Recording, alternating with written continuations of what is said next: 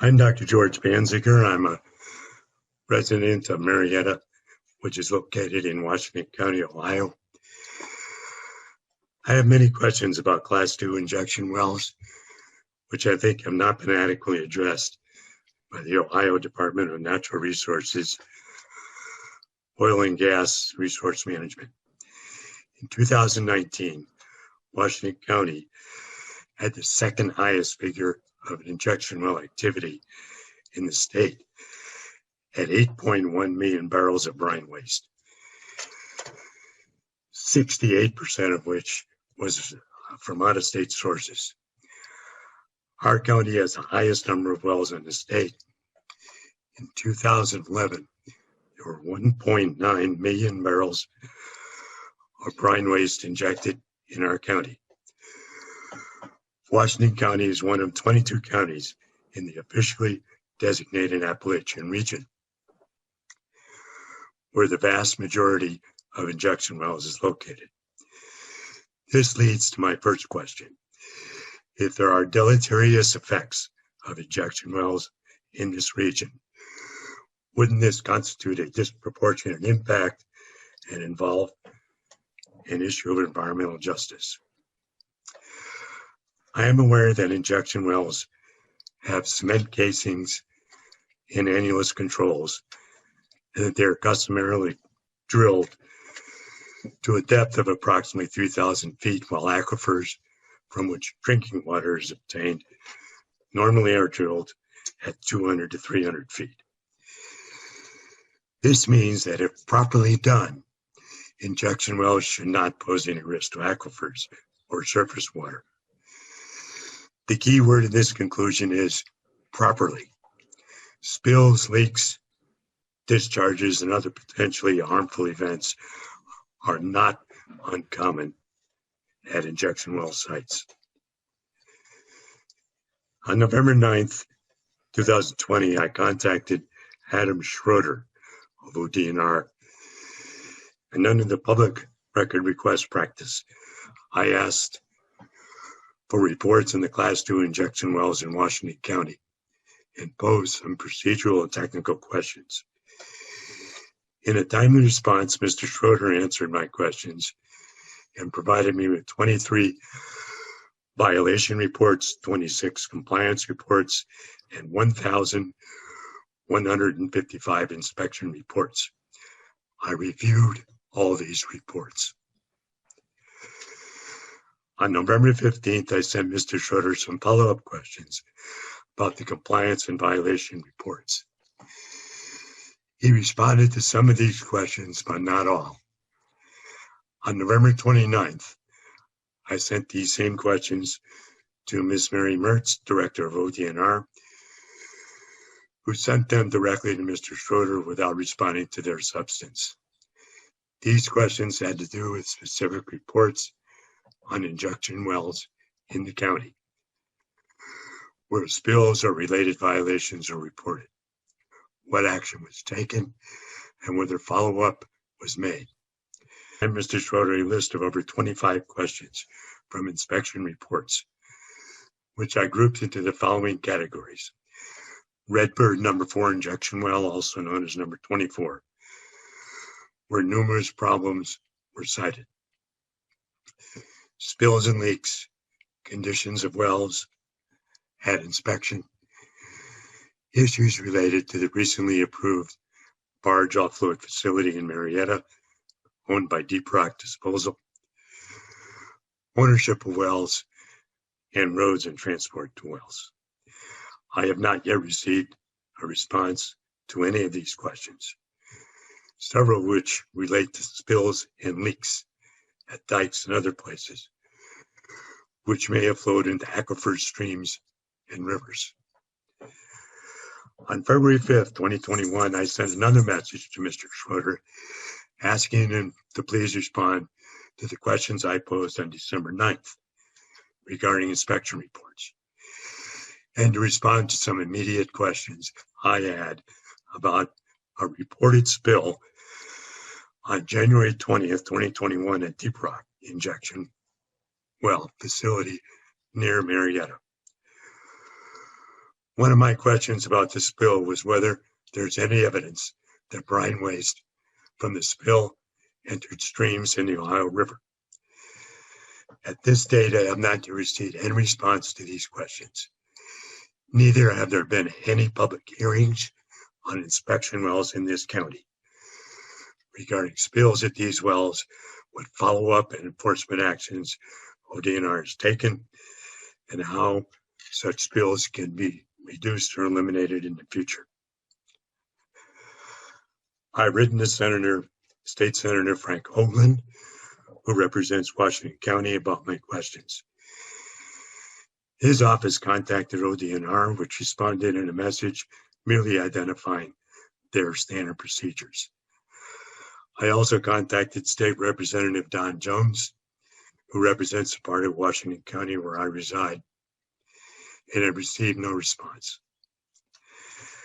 As a concerned resident in Washington County and one who has reviewed the numerous reports of Class II injection wells in the county, it is my observation that ODNR does not have the human or physical resources to conduct a complete regimen of inspection, which they're supposed to do every 11 to 13 weeks. Follow-up and enforcement required of these facilities, which pose environmental and health risks to the county and indeed to the entire state. Until ODNR answers these numerous questions, it is my recommendation that all activity at injection wells be halted, or at the very least, no additional permits for Class II injection wells be approved. Thank you. Good morning, everyone. My name is Ron Prosek. I live in Mentor in Lake County, Ohio. Currently, I am president of Faith Communities Together for a Sustainable Future, a statewide 501c3 public charity that is composed of members from faith communities all around Ohio. I have been working on oil gas issues since 2008, when a gas drilling rig suddenly appeared in the middle of our city, about 100 feet from the door of a large apartment complex that included a sheltered workshop for the developmentally disabled. This led me to become involved in issues relating to conventional vertical wells in Northeast Ohio, and later on with deep shale horizontal wells and Class II frac injection wells all around Ohio. During the time that I was involved in these issues, there were some pretty shocking incidents, including a gas explosion under a home in Bainbridge Township in Geauga County from a leaking gas well that took out the water wells of several dozen houses and those of the fire and police center. Another incident was a large hydrogen sulfide leak from a gas well that drifted some distance and settled on a home in Concord Township in Lake County that was badly contaminated and which sickened some of the occupants. And of course, there were many other situations. We all remember the series of earthquakes in the Youngstown area that was caused by a Class II injection well that was later found to have been drilled too deep. ODNR acted after the fact, but why didn't they properly regulate to prevent this well from being drilled too deep in the first place? I remember sitting at a meeting in one community in which residents complained that ODNR was not enacting any penalties against well operators in violation of state regulations. The ODNR representative at the meeting replied that ODNR felt that they could do more good by, quote, working with the violators toward achieving remediation, end quote. But the point was, this approach afforded little accountability and even less deterrence against future violations. When remediation occurred, it was done very slowly, allowing harms to continue for an extended period of time. Before the pandemic, my organization, FACT, participated in a public meeting at a church in Jefferson in Ashtabula County. We heard accounts from residents of complaints to ODNR about injection wells that had contaminated their water wells. Several displayed samples of horribly discolored water taken from their taps, as well as sludge-filled filters from their water intakes from their wells, harms they attributed to the numerous Class II injection wells throughout Ashtabula County. They complained that ODNR had done nothing to help them, though they had complained to them repeatedly. If you look at ODNR injection well reports, as I have done just recently with reports from Ashtabula County, you will see a pattern. A violation is noted and the remediation process is prolonged over many months, and no penalties, no fines, and no revocation of permits. One of the main problems is that under Ohio's oil and gas law, ODNR is assigned two conflicting responsibilities: to promote oil and gas development and to enforce oil and gas rules and regulations. This is an obvious conflict of missions. I remember sitting in a conference room in the state capitol about 10 years ago with the governor's chief of staff and several other state officials. I made the comment that having ODNR financed by well permits is a conflict of interest. The governor's chief of staff seemed taken aback, but then replied, quote, "Well, the governor has made it clear that he wants ODNR and other state agencies to pay for their own operations as much as possible," end quote. I was shocked at this reply. It told me that the state didn't care about this conflict of missions and this conflict of interest. No, the state of Ohio should not continue to have primacy in the UIC program. They have demonstrated time and again, in my experience, that they are far more dedicated to the promotion of oil and gas development than they are to enforcing necessary safety and environmental rules and regulations. Thank you. Director Reagan, thank you for allowing me this time to present my concerns about the Ohio Department of Natural Resources, Division of Oil and Gas Natural Resources Management, the primacy over underground injection control in the state of Ohio, as well as the management of all oil and gas wastewaters generated both within and without the state. Surely you've heard much expert and knowledgeable testimony. My testimony, it comes with a personal perspective and a professional plea to examine this issue in its entirety: waste management. My name is Tim Kettler, and I'm a resident of Monroe Township, Coshocton County, Ohio. I've been a mom and pop entrepreneur for nearly 50 years, a wastewater professional with 35 years experience in the field, an Appalachian, Ohio resident, and an Ohio EPA certified Class 1 wastewater operator. All qualifications, I believe, that demonstrate standing to address the existing primacy over Ohio's UIC program. Bluntly said, it's my intention to offer the most persuasive argument I can. And with my professional knowledge and hands-on experience and what I've seen with my own eyes and videos and photos I'll share with you, and that are permitted under trust we afford to the ODNR and DOGRM, and the primacy granted to them for all oil and gas wastewater management through the authority of the United States EPA.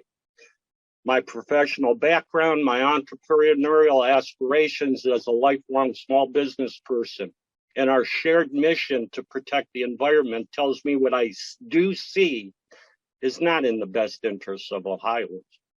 When the public trust is lost or never established in the first place, an environmental policy in our state, we look to the US EPA to serve as protector of public and private property owned by the people in the spirit and light that many of us recall as the Clean Water Act, the Safe Drinking Water Act, and the agency that saw to it that the public and environment are protected, always.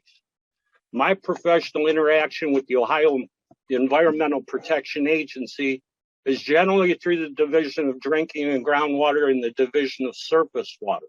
I am familiar with much of the oil and gas wastewater concerns that have been and will be expressed to you.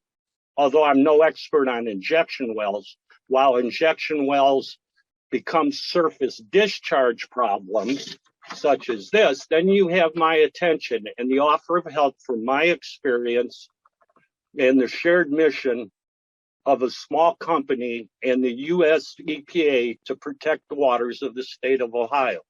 This photo and this photo are an injection well in Shotton County, as is the 11-second video, which we will submit during a regular monsoon rain event. This well site is in current operation, overflows like this on a regular basis, and it's hard to believe that this is simply standard operating procedure. This well is adjacent to surface water bodies that seasonally flood as well. Anecdotally, containment around most of all conventional well sites locally, both production and injection, are breached regularly. Sites where brine is also stored, overflowing into the waters of the state of Ohio. That is not management. This final photo is particularly illustrative of the failure of ODNR to protect we Ohioans. This photo is of brine, oil and gas wastewater spread on a stretch of road that affects the watershed to our family's domestic water supply, especially during heavy rains. The township uses this wastewater under authority of the ODNR as a winter ice and snow melter and a summertime dust suppressant on county and township roads. Excuse me.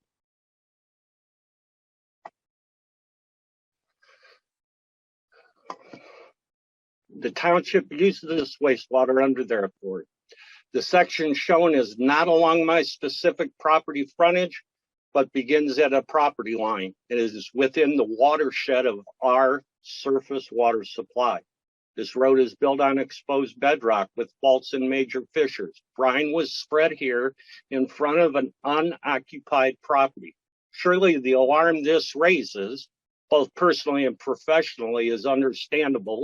Let me ask you, sir, how would you perceive this threat to your own family's water supply? This is ODNR management. These instances where oil and gas are presented as an economic benefit are more and more becoming instances of potential, if not probable, environmental devastation. Yet huge concessions are made to the business at the expense of the environment. I ask that you consider those of us in professions that work to ensure a cleaner environment, that celebrate the value of recreation and the protection of our natural places. We who work in businesses developing sustainable solutions to our certain future needs. Sir, our needs require more effective and immediate leadership on oil and gas wastewater management in the state of Ohio. The Ohio Department of Natural Resources and Division of Oil and Gas Resources Management, as regulatory authority, have failed to protect the soil, air, and waters of the state of Ohio. This is a very brief presentation given, but with the cooperation of the ODNR and DOGRAM as both regulator and marketer of Ohio oil and gas and cheerleader for the industries, they have placed the soil, air, and waters of the state of Ohio and all Ohioans at tremendous risk. I join my friends, neighbors, and colleagues today in requesting the revocation of primacy of regulatory control from the Ohio Department of Natural Resources over the underground injection control program in our state. We request that regulatory control over the UIC program be returned to the United States Environmental Protection Agency. Respectfully, sir, thank you. And once again, Tim Kepler. My name is Lori Bobby, and I'm from Portage County, Ohio. My experiences with the Ohio Department of Natural Resources began in 2010, when landmen descended on northeastern Ohio due to the renewed interest in leasing land for horizontal fracking and the accompanying underground injection wells. Over the years, my experience with ODNR is that they are dismissive of public concerns and ultimately defend and protect any and all actions of the oil and gas industry. In Ohio, the permitting process is too quick and easy. There is a history of not enough inspectors, and our regulations are far too weak. For example, in 2013, citizens performed their own injection well audit of ODNR inspection reports, and we found irregular inspections and lack of consistent follow-up on violations. This confirmed public distrust of their inspection processes. Why should citizens have to monitor inspections to protect our drinking water? In 2012, the citizens of Portage County had serious concerns about 7 injection wells and accompanying horizontal wells located on one property in Windham and Nelson Townships. These wells are a significant source of potential drinking water contamination. I personally submitted a request for a public hearing and specific questions related to those injection wells to ODNR. Despite a public outcry for a hearing during the permitting process, there was no response from ODNR. Therefore, to make the most knowledgeable comments on an industrial process that could alter our drinking water forever, a people's public hearing was held in September 2012 in Ravenna, Ohio. This was before the public comment period was officially over for those 7 injection wells. 40 citizens were in attendance. Their concerns were documented and submitted to ODNR. Ultimately, the well permits were approved with no acknowledgement of any citizen questions or concerns. 9 months after that public comment period was closed and the permits for those 7 injection wells had been issued, ODNR finally held a, quote, open house informational meeting, end quote, on May 30th of 2013 at Wingfoot Lake State Park. The location was over 30 miles from the impact zone, despite ODNR's promise that the open house would be held within the area of the proposed injection well application. The notification also lacked any specific information about the injection wells in question. At the open house, we were met with 14 armed guards and 1 canine unit lining the access walk into the building. Purses were searched before we could enter. Once the open house began, the armed guards stood behind each information table and lined up at all of the entrances and exits. It clearly was an attempt to intimidate those in attendance. And let me note here that there had never been any incidents of violence prior to this that would have required such a military presence. We were denied the right to videotape inside the building, even though this was promoted as an open public meeting. ODNR employees were located at multiple information tables, which was a tool used to break up the crowd and prevent people from hearing the same information at the same time. Due to the size of the crowd in the large open room with no acoustics, no amplification, it was impossible to hear the answers to questions asked by each person at each table. During the second half of that open house, we were forced to listen to a 30-minute history of oil and gas drilling from Mr. Tom Tomastik, who at the time was the chief geologist at ODNR. At no time were any of the specific questions about the Windham and Nelson Township wells brought up or addressed by Mr. Tomastik or his staff, even though our email invitation specifically stated that they would provide information about those wells. Mr. Tomastik left the building immediately following his presentation, showing no interest in or respect for the citizens of Ohio. At that point, citizens were permitted to stand and share their questions with the audience. However, our questions were not answered by the ODNR staff that was there. It took 4 months for ODNR staff to finally respond to our questions via their website. This was a failed attempt to placate the public when a true public hearing was denied.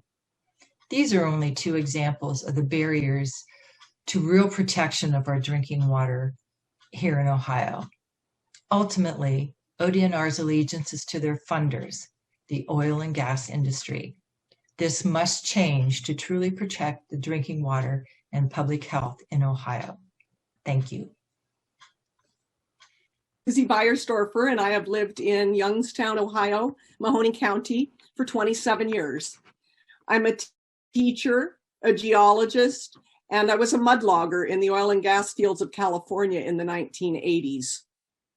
My experience with the ODNR's Division of Oil and Gas began in 2011, when our area began experiencing earthquakes, later to be proven to be caused by the injection of fracking fluids into the DNL North Star 1 Class 2 injection well.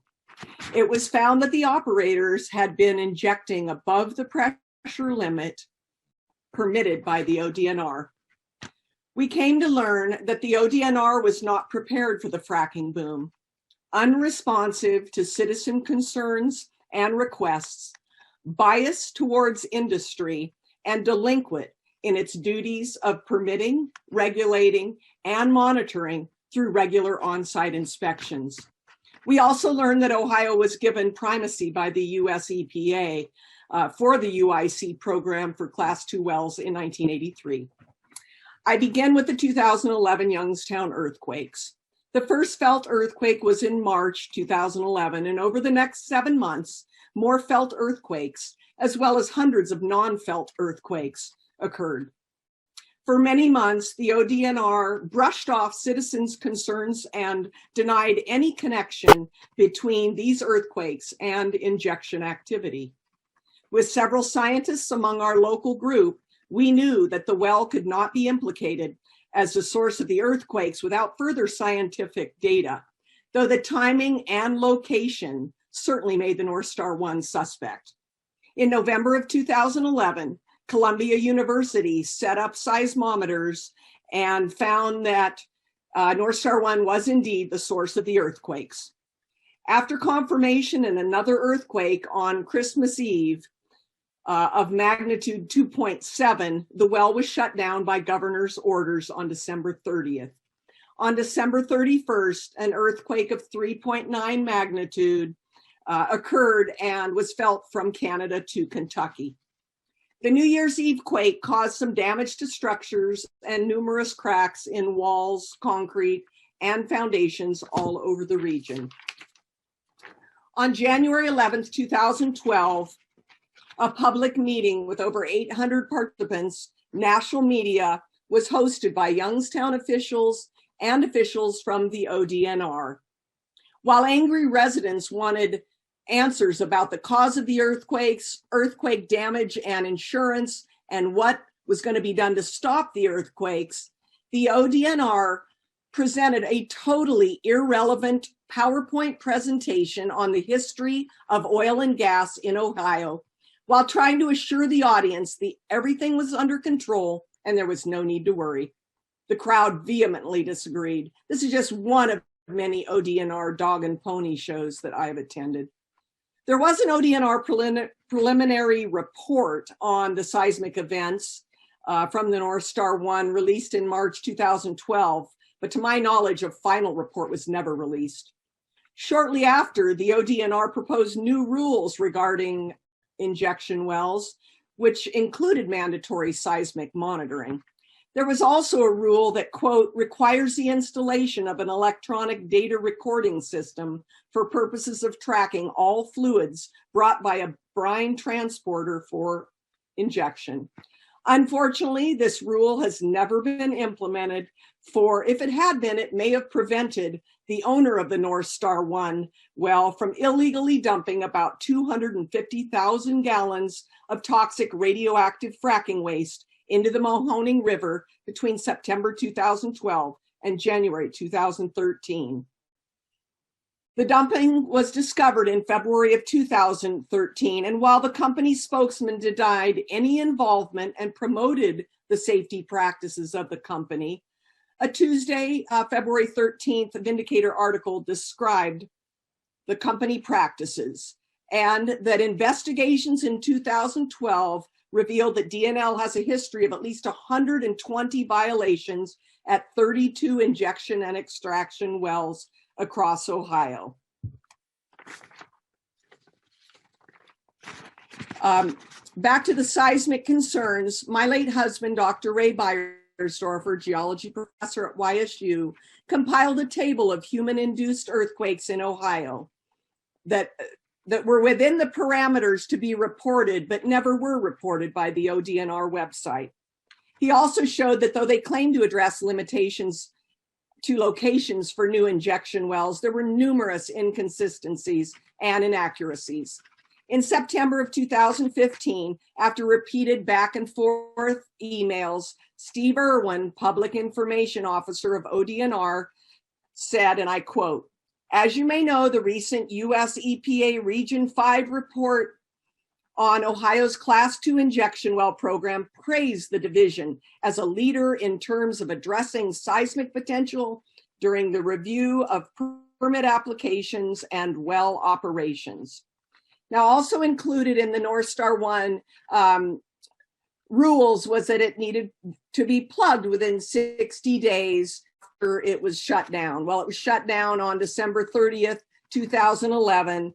And it expired, a permit to plug it expired on June 6, 2019, and it was recently labeled an orphan well. There's an April 2021 article about that. And so the patterns of avoidance, non-response, denial, and incompetence continue. I have centered my testimony to the Youngstown area, but know of many more incidents that demand that Ohio's primacy over the Class 2 wells be revoked, as the ODNR division has been egregiously inept in protecting the natural resources. Thank you for your time and consideration. Okay. Hi, my name is John Williams. I live in McDonald, Ohio. For the last 10 years, I made it my personal mission to look after the jewel of Mahoning Valley, Meander Reservoir. This incredible man-made reservoir was completed in 1932 and has a 40-mile shoreline. Meander Dam, a high-hazard dam, is located inside the city limits of Niles. On December 31st, 2011, the Mahoning Valley was rocked by a 4.0 earthquake caused by the North Star 1 injection well in Youngstown. Prior to the earthquake, this 80-year-old dam was in need of $4 million in repairs. After the quake, those estimates rose to $28 million. Meander Dam spent big money to study what caused the damage. The outcome of the study was they don't know if the quakes caused the damage or if the workers just did not notice the cracks all over the place until after the earthquake. But $24 million of damage was caused by something. Anyway, Governor Kasich ordered the North Star 1 injection well shut down, and he ordered ODNR to conduct a complete study as to what causes the earthquakes.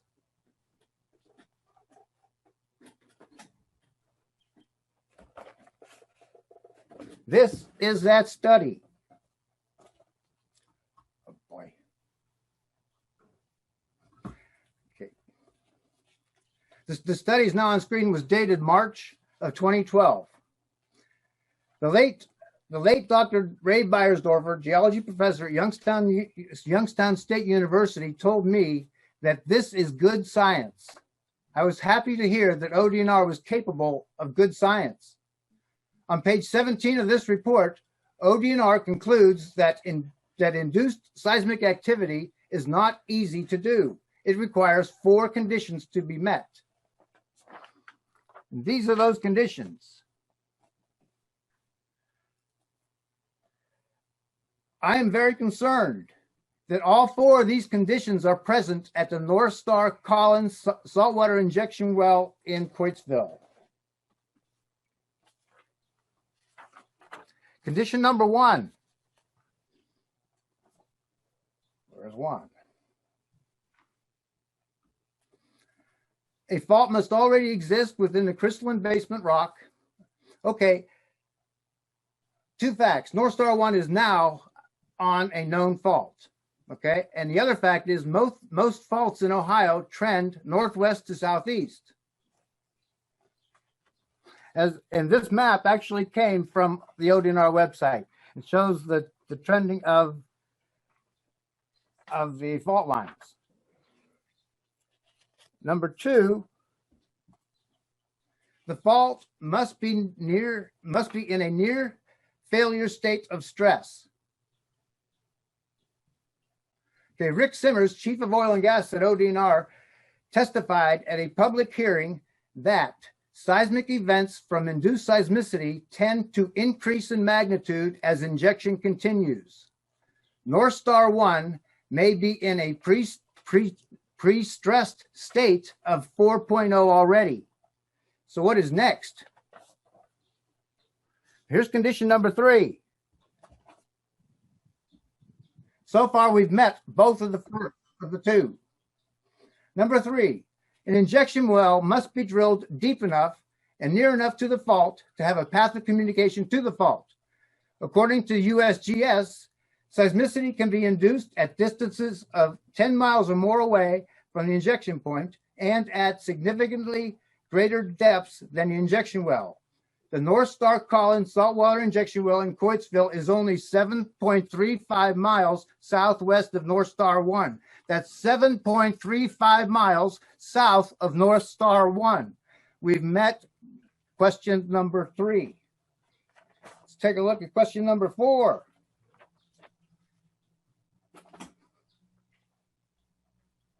The injection well must inject a sufficient quantity of fluids at high enough pressure for an adequate period of time to cause failure or movement along that fault. North Star Collins was permitted to inject at 1,890 psi with volumes up to 147,000 gallons injected every day. Is that enough to cause induced seismicity? You betcha.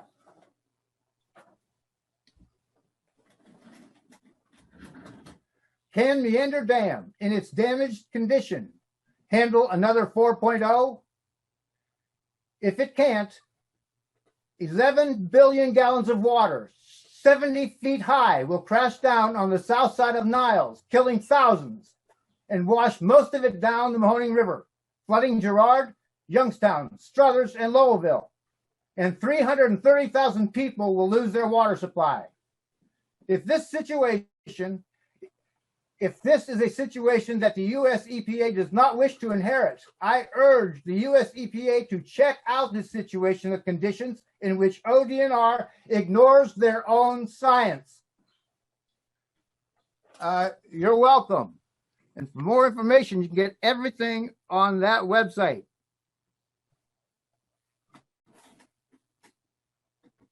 Ta-da. In the northeast corner. And I first became aware of fracking and subsequently the waste injection wells in 2010, and very soon learned that what ODNR touts as the protection that those provide to our drinking water supplies, namely the concrete, is has serious problems, and that even as the concrete is poured, experts say that it develops cracks. So by 2012, the late summer of 2012, early September, when we became aware of the Sawinski property, where 2 deep shale horizontal wells were being drilled, and there was a permit for 7 waste injection wells on the same property, we became alarmed for particularly the people closest to the area. And we're asking for ODNR for more detailed information and questioning the placement of and the permitting of 7 waste injection wells. So my first email was September 12th of 2012 requesting that information. by September 17th, I'd gotten an email from Tom Tomasco, to the geologist, telling me that I could find some of the information I was requesting on Frack Free America's website. And that was why he didn't need to send it to me. And then we began to request a public hearing, and it took until October 10th before I got the promise of not a hearing, but it wasn't until May 21st I finally got a message saying that yes, an open public meeting was going to be held on May 30th. So I had, after waiting from September until May 21st to even find out about the scheduling of this meeting, which was supposed to answer all our questions about the Sawinski waste injection wells. I had all of less than 9 days to get the word out, to let people know that that's what was going to happen on May 30th. And then you've heard from Lori Bobby the details of the armed guards and the canine units, and the fact that nobody was actually listening to what the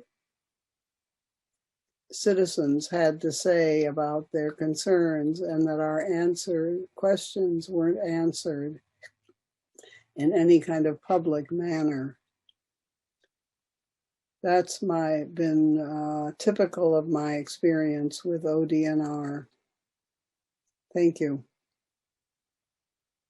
Okay. Hi, this is Phil Pegg, Vienna Township trustee, Trumbull County. In 2014, a company, Cleese Development Associates, received their permit to inject wells on their property at the corner of Warren Sharon and Sodom Hutchings Road in Vienna Township. Warren Sharon Road has public water. All of the homes on Sodom Hutchings are on well water. On or about April 3rd, it was Good Friday in 2015, our residents, the Hopkinsons, on the east side of Sodom Hutchings Road, noticed that their pond had a plume underneath the ice. There was still ice on the pond. And upon further investigating, there was an odor coming from that area. And again, being on Sodom Hutchings, the Hopkinsons are on well water.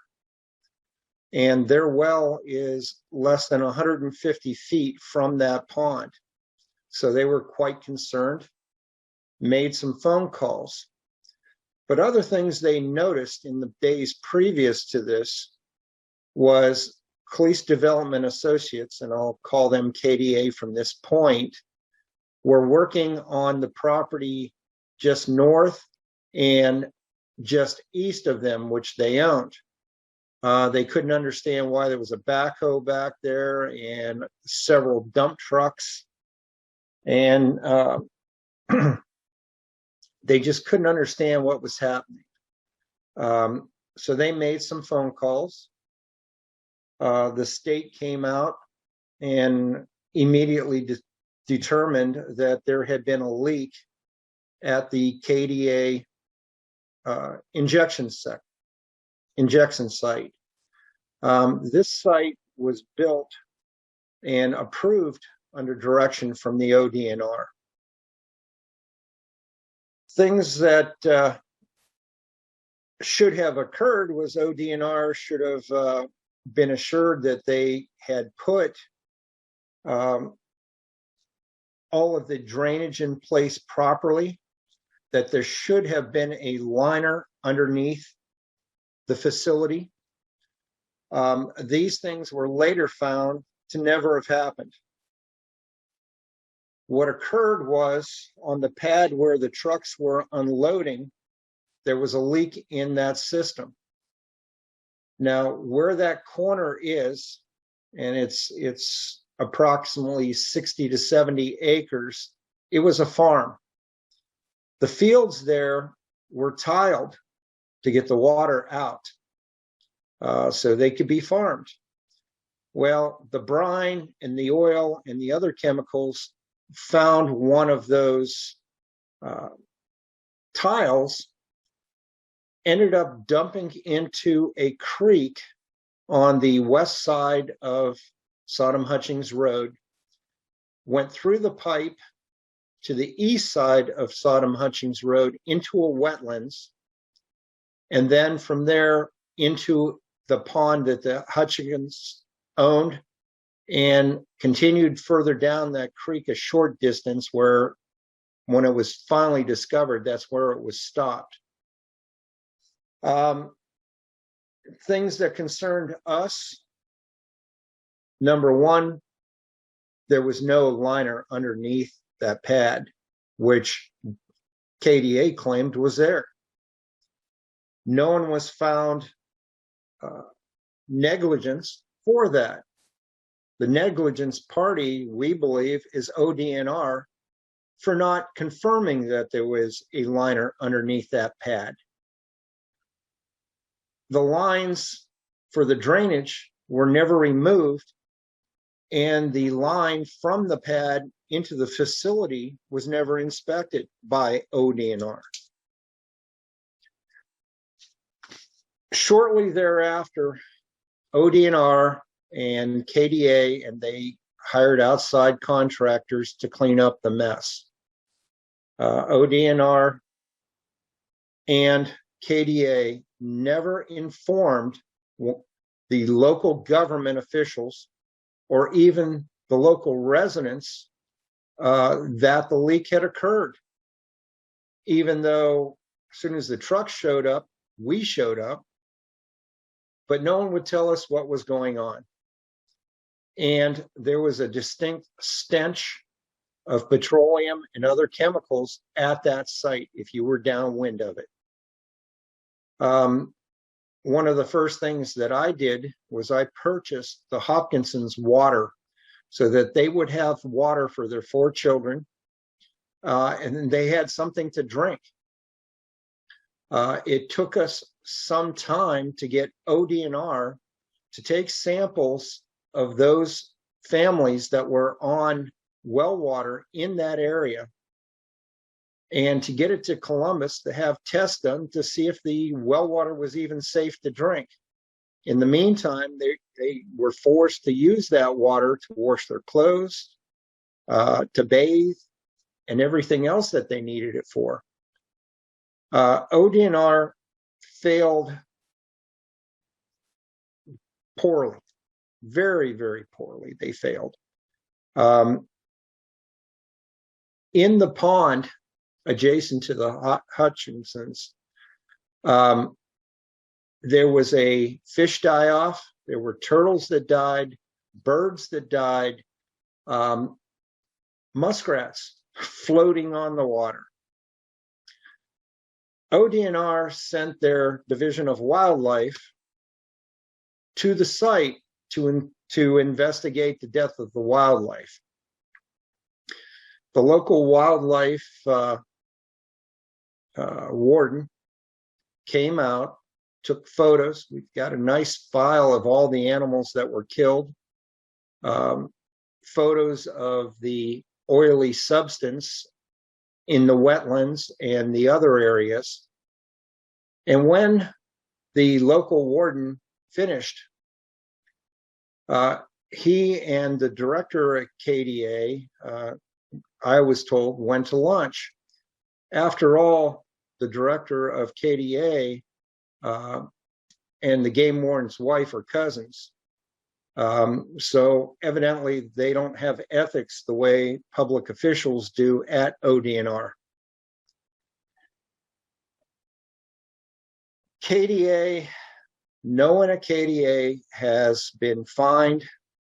The original pump stations have all been removed. There has yet to be a final report filed by ODNR. And, we've just reached 6 years since the incident happened. No fines levied. Nothing done to the people who caused this. And there's other irregularities. ODNR Oil and Gas estimated that the loss of the substance from their spill, is what they called it, was 3,000 gallons. Now, ODNR had control of everything on KDA's property. But as soon as that fluid exited into the creek and went across to the east side of Sodom Hutchings, that was no longer ODNR's responsibility officially. At that point, the Ohio EPA took over. They were the ones off site that oversaw the cleanup. OEPA, in their report, estimated that between 7,000 and 10,000 gallons escaped. I can't believe there's a discrepancy between the ODNR and OEPA. To me, it seems quite simple.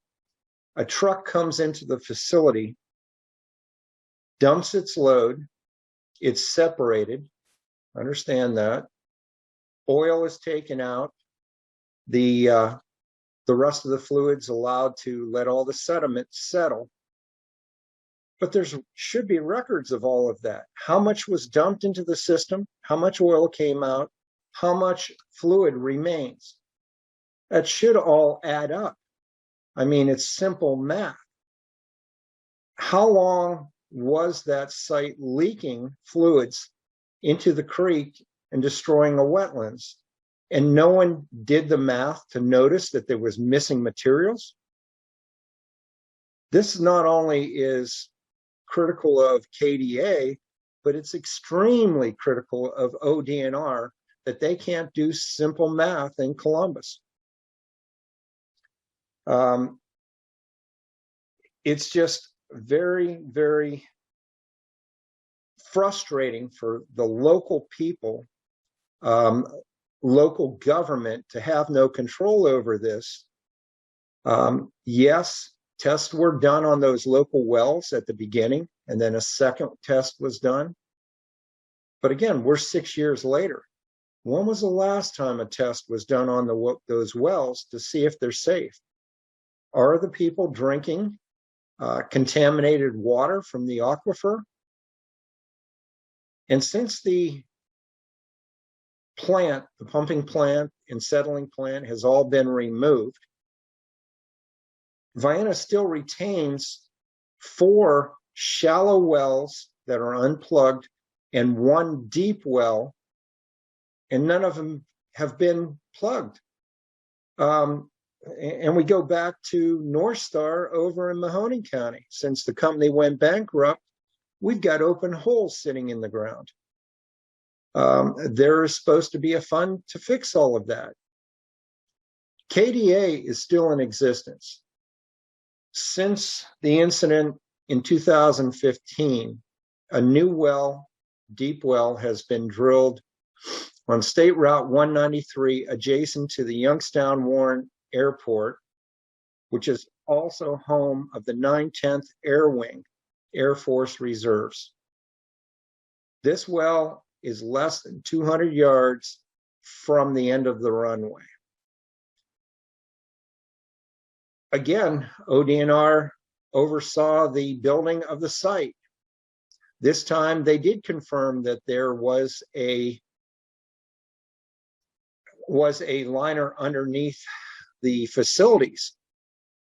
The only problem was the facility was not built to the specifications given to ODNR and ODOT.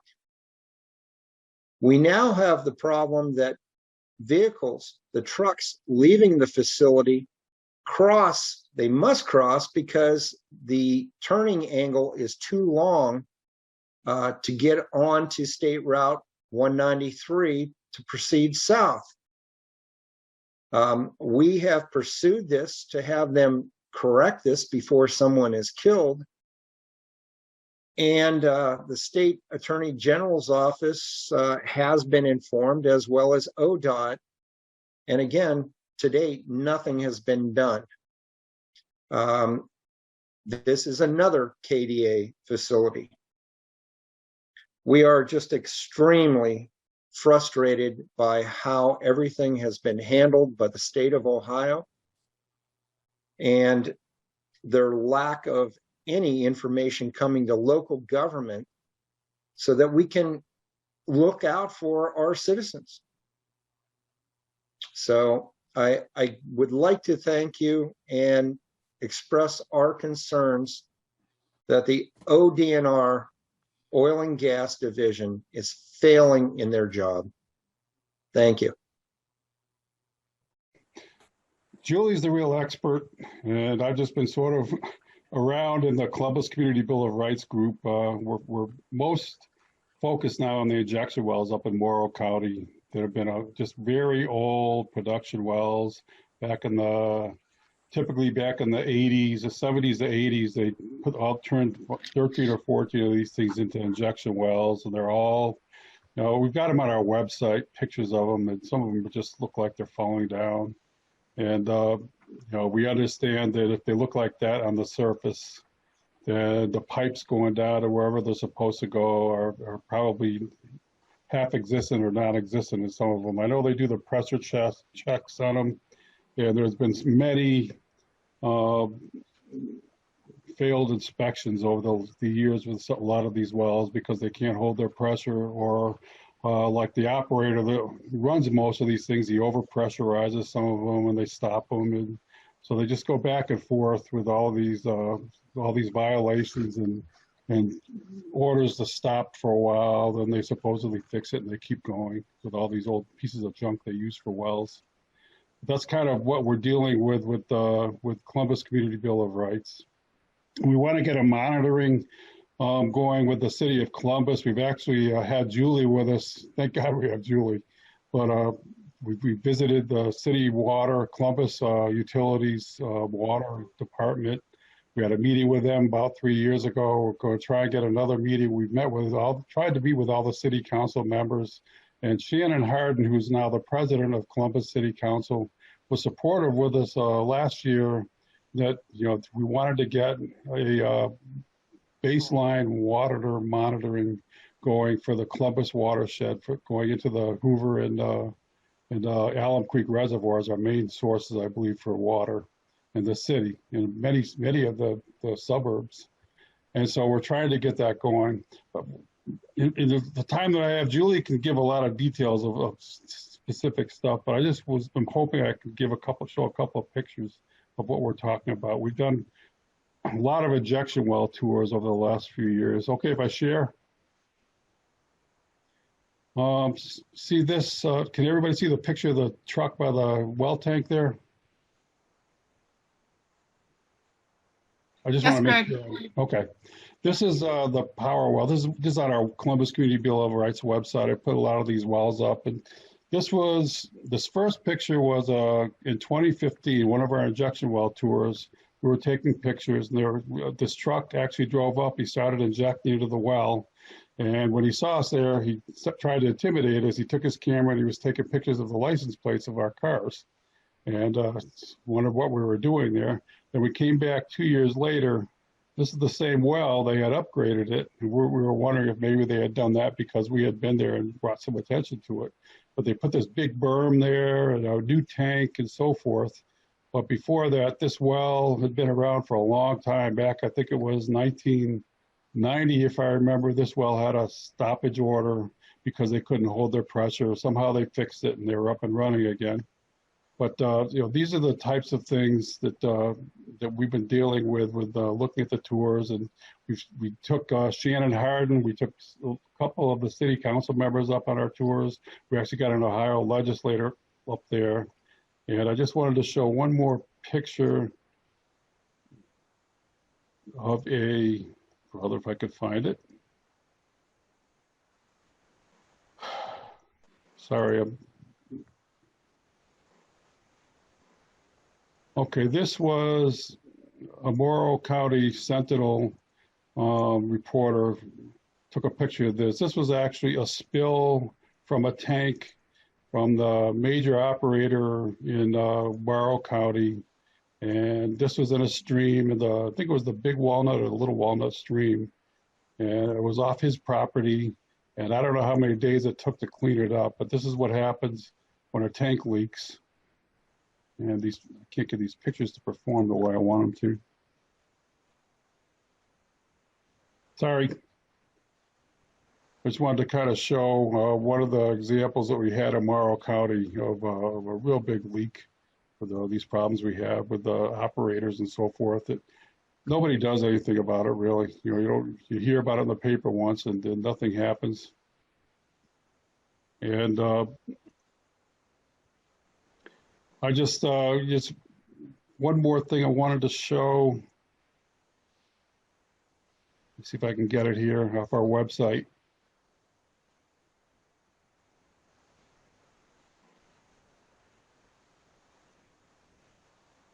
All right.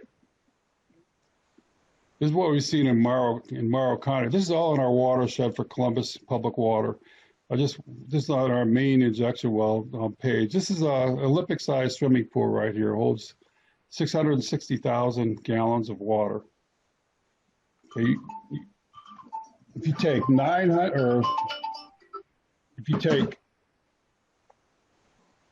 928 of those Olympic-sized pools, which you see right here in this little diagram, as of 2017, that was how much frack waste has been injected underneath our watershed in Morrow County over the last 30 or 40 years.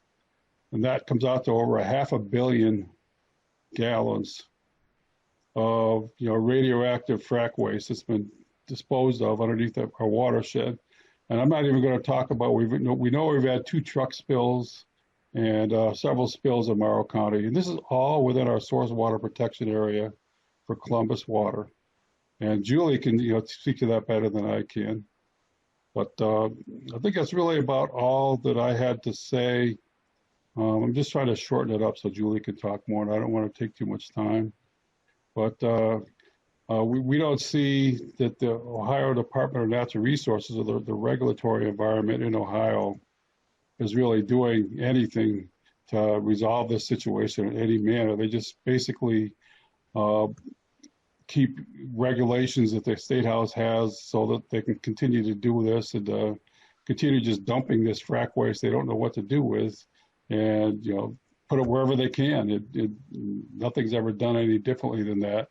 Never has been, and I don't see that it will now. One other thing I wanted to mention is since 2017, I don't know if we had this on testimony before today, but ODNR did some radium testing, and they showed that the amount of radium 226 and 228 in these frack wastes, just for these conventional wells, is way over the environmental discharge limits of the EPA. And again, there's no regulation, there's nothing. This has been 3 years going that we know that they know about this, and there's nothing's going on to help to alleviate this situation. I think I'm going to hold it off at that and let Julie talk, or if people have questions. Okay. Julie Weatherington Rice. I am a master's level geologist, hydrogeologist, doctorate level soil scientist. My expertise is chemistry and physics of earthen materials. I have been working with the interaction of oil and gas wastes and water supplies since 1977. I was bequeathed this topic by my hydrogeology professor, Dr. Wayne John, who did some of the original reporting and research on the Morrow County fiascos, and who sent me to do follow-up on that while I was working on my master's thesis, because the contamination came as far down as Westerville, Ohio. Alum Creek Dam was not in place yet, and the brines pouring into the groundwater and surface waters in Morrow County from the runaway drilling contaminated the water supply all the way down to Westerville. So I want to talk about the natural systems. Now, you know, we've got 300,000, close to 300,000 oil and gas wells that we've been drilling since 1860 in Ohio. We've got somewhere around and we don't know where most of those are.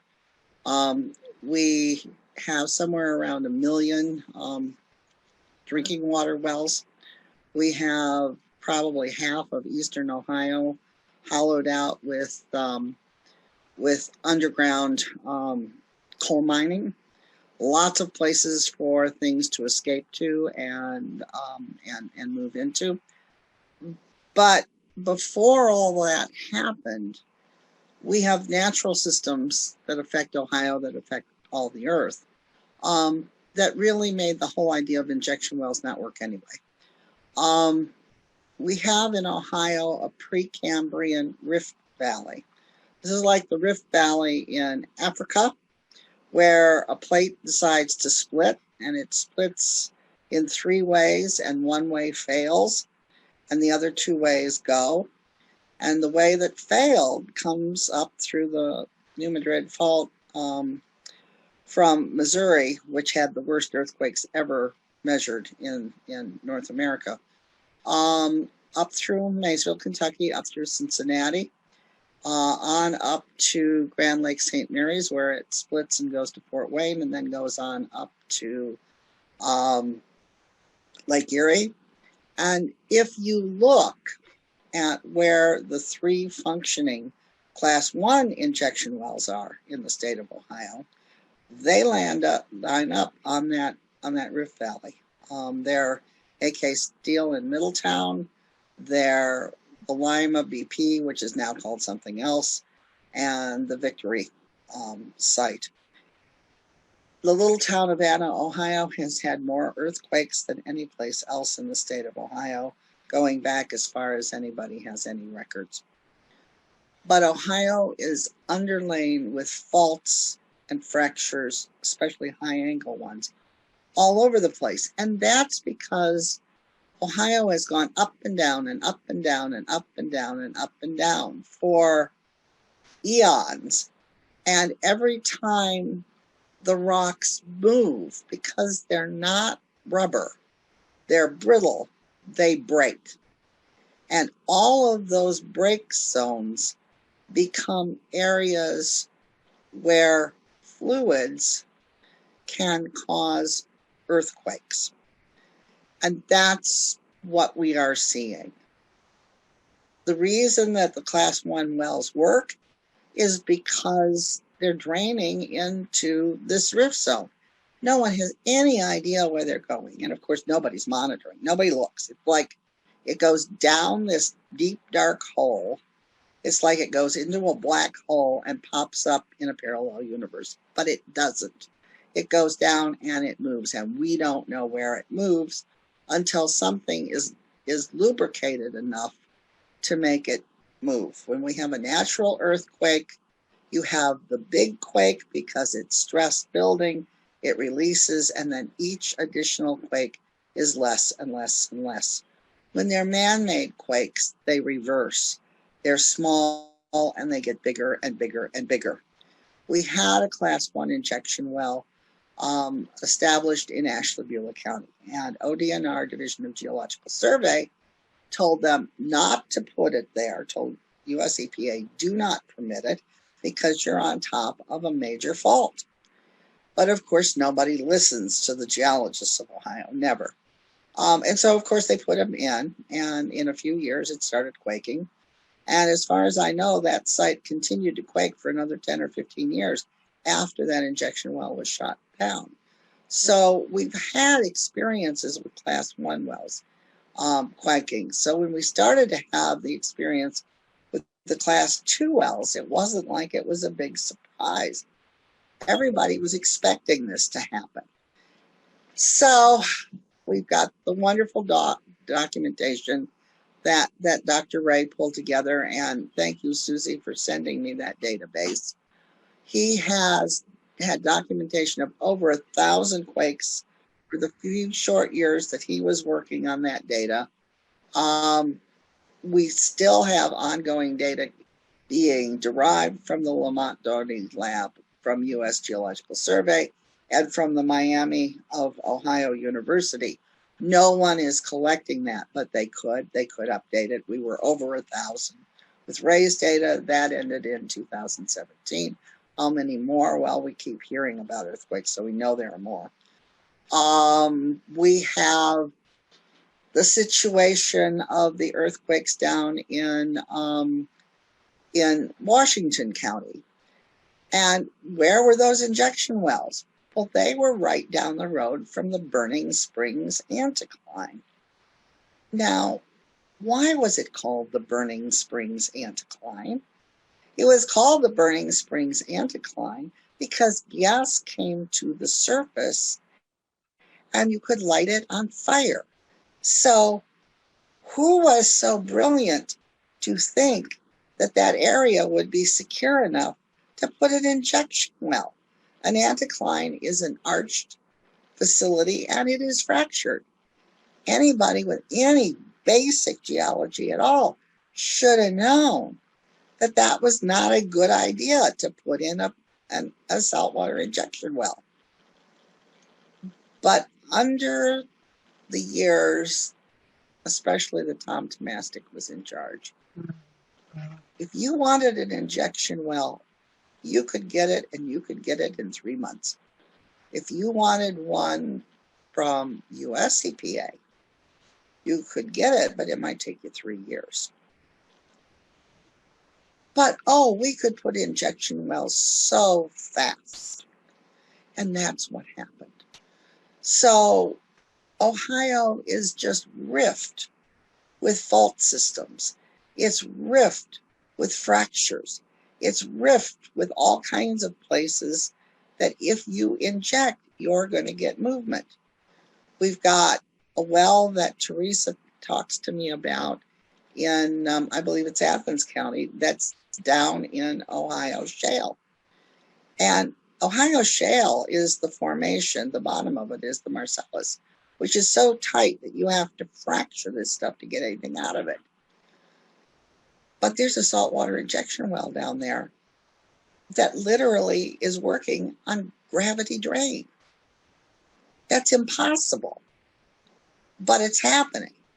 So clearly we have people totally ignoring basic Ohio subsurface geology and just simply making random decisions that things will work without checking to see if they will. And then in the case of Youngstown, when you discover you've got yet another fault system that you didn't know about because you started quaking, instead of immediately shutting down and saying, okay, we stop here, no, we keep nursing it along. And we keep going, oh, well, if we only do this much pressure, it won't be a problem.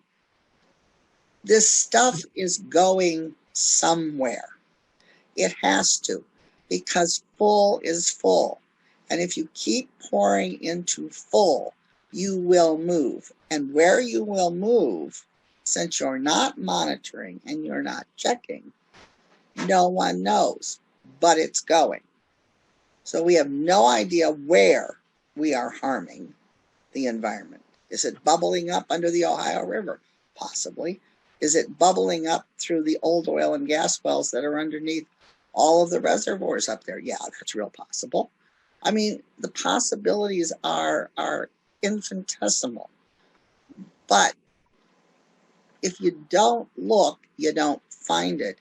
And if you deny that the geology is there, you approve anything. When you have those cavalier expectations, you can only produce disasters. My name is Dan Phillips. I am a resident at 12898 Painesville Warren Road, and that's in Leroy Township, Ohio, in Lake County. And I would like to share my personal experiences living within approximately 1 mile of the injection well, which is located on the northwest corner of Route 90 and Vrooman Road.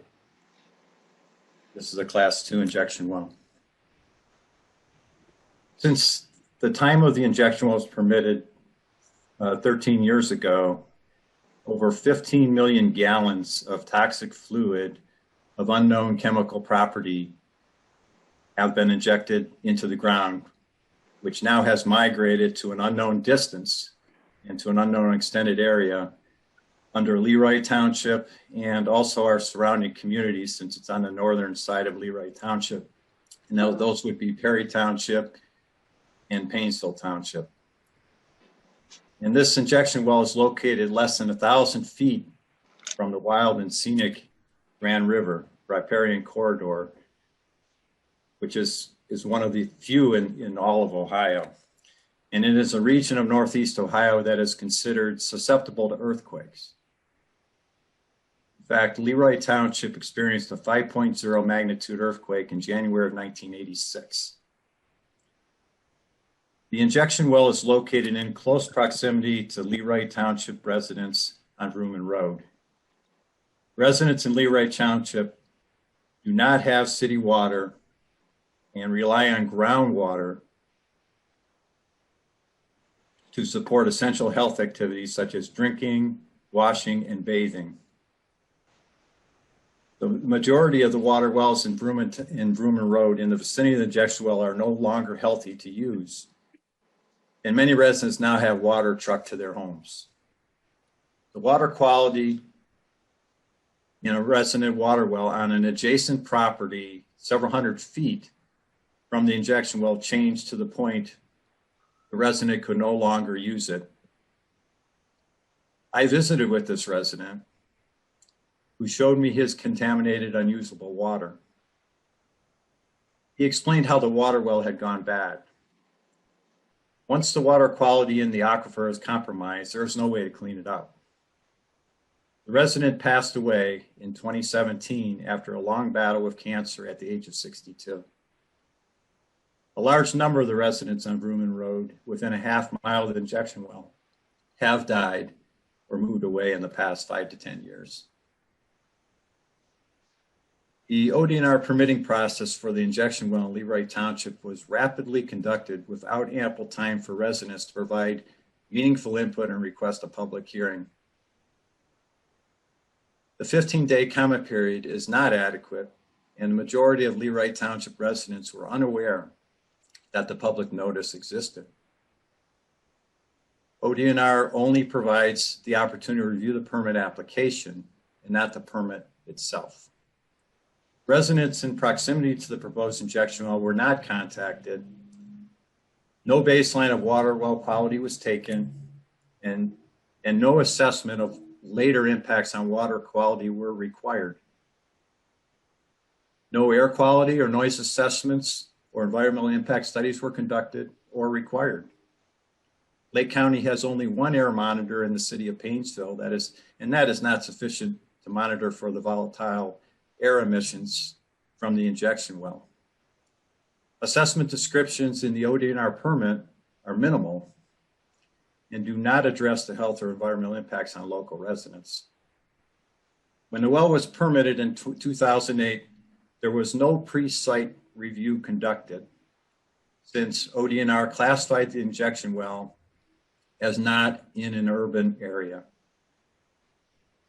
I was informed by our township trustees that basically they were told by ODNR that even if they commented and objected to the injection well permitting, the permit would be approved by ODNR anyway. I do not believe the township trustees would support the ODNR permitting of the injection well based on my discussions with them. There is no benefit to the township, only risk.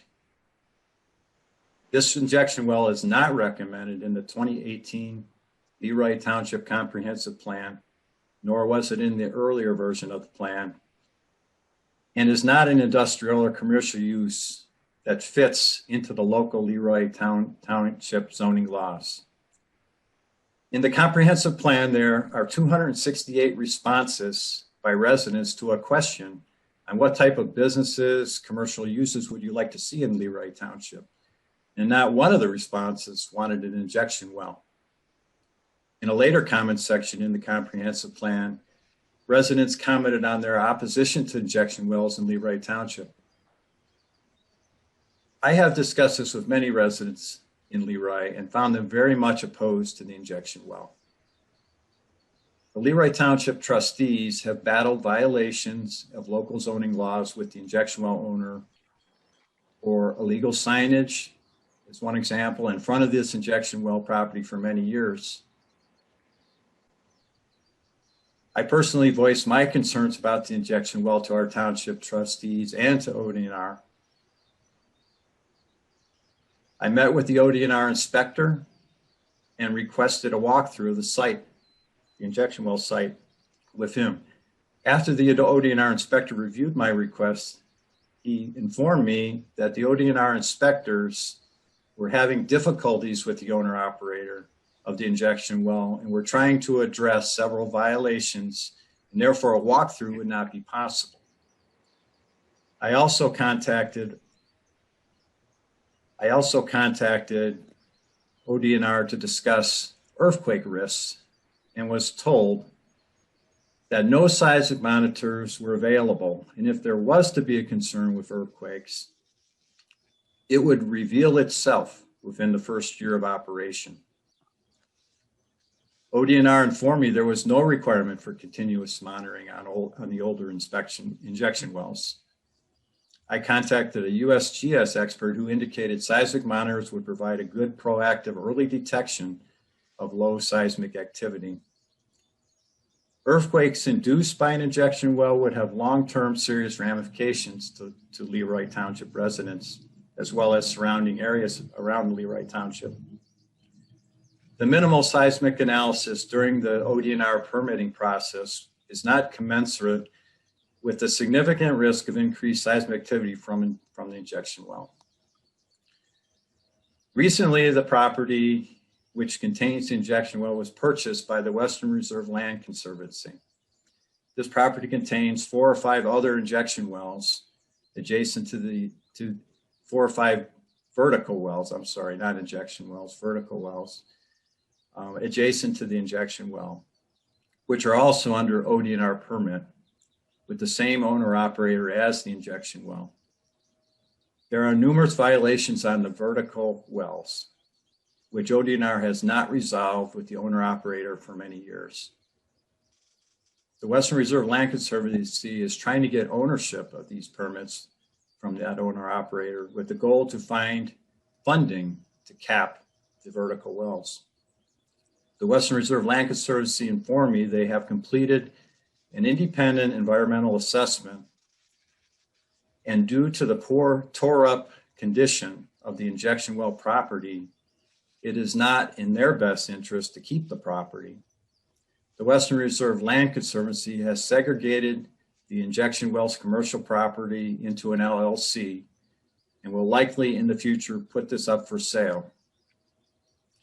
This leaves Leroy Township and its residents shouldering a no-win, unpredictable situation, living for generations with the legacy of a long-term, significant, irrecoverable health and environmental impacts and risks from the injection well. And that ends my testimony. My name is Nick Teddy. I'm a member of Coshocton Environmental and Community Awareness Incorporated. We are a group of citizen volunteers who organized a 501c3 to protect our community's environment. Ohio needs federal regulatory oversight of all operations of the oil and gas industry to assure the safety of our citizens. Specifically, we need the EPA to begin asserting control over injection wells and the handling of toxic, highly radioactive oil field waste that the state of Ohio is permitting to be dumped on our roads for use as a de-icer and dust suppressor. The Ohio Department of Natural Resources is tasked with oversight of this waste stream. They have conducted tests that confirm that oil field brine from both conventional and horizontally drilled oil and gas wells contain dangerously high amounts of radium from the oil shales.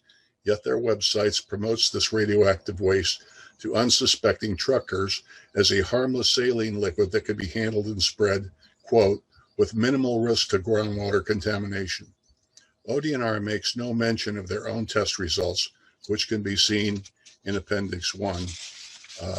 Which I have attached to my testimony. So that is our brine fact sheet. Despite the fact that tests show levels of radium-236 and 238 far exceeding the maximum environmental discharge level, the agency will not act to protect Ohio's rural families. The waste is currently being marketed as aqua salina after the addition of an anti-corrosive agent. This does not reduce the radioactivity, which is not even near safe release levels.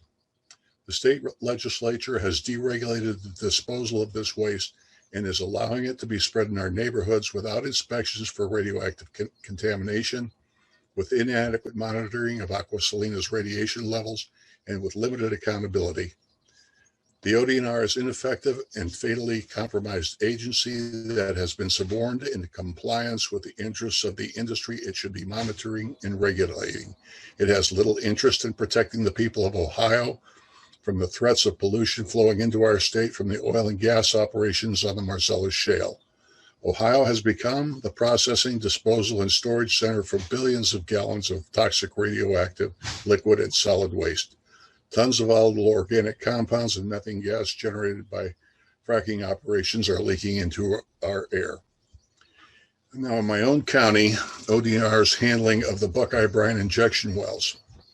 In 2011, the owner of a waste disposal business called Buckeye Brine obtained land at the junction of three rivers in Coshocton County that flow into the Ohio-Mississippi basin. He was previously shut down by the state of Texas with a record of multiple toxic gas releases and ground pollution events that devastated the small town of Winona, Texas. He applied for permits to construct 3 injection wells built to Class 1 standards on the river junction site, on the junction site to 3 rivers. ODNR granted the permit for this site for the wells to begin heavy industrial operations, handling, storing, and processing toxic radioactive oil field waste. No consideration by ODNR was given to the risks and impact on the community that the location of this site would pose. It is located on the same road with our airport and public golf course. Directly across the road are 2 schools, the Hopewell Special Needs School and the Coshocton County Joint Vocational School. Located next to them is a major commercial site, the Coshocton Super Walmart Center, and a strip mall hosting various small businesses. Within a 1/2 mile radius of the site is the residential community of Canal Louisville, 2 churches, and a daycare center.